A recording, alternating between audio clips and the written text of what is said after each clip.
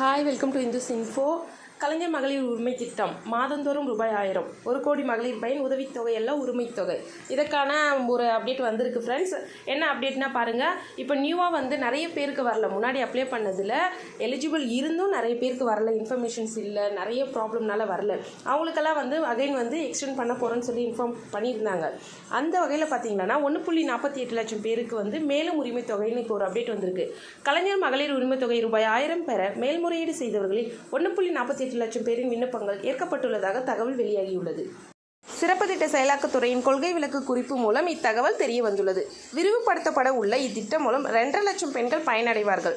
அதாவது 2.5 லட்சம் பேர் பயனடைவார்கள்னு சொல்லிட்டு இப்போ 1,48,000 விண்ணப்பங்கள் மட்டும்தான் ஏற்கப்பட்டதுன்னு தகவல் வந்திருக்கு. மறுபடியும் 1 லட்சம் விண்ணப்பங்கள் நிராகரிக்கப்பட்டுள்ளது. இதில் யார் விண்ணப்பம்னு தெரியல, அந்த இன்ஃபர்மேஷன் இன்னும் வரல. வெறும் 1.48 லட்சம் பேர் மட்டுமே ஏற்கப்பட்டது தெரிய வந்துள்ளது. ஸோ இதுக்கு விரிவான இன்ஃபர்மேஷன்